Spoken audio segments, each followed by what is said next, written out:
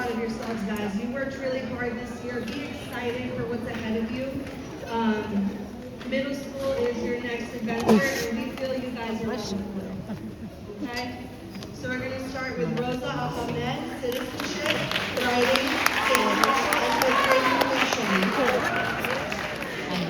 Samira Canales,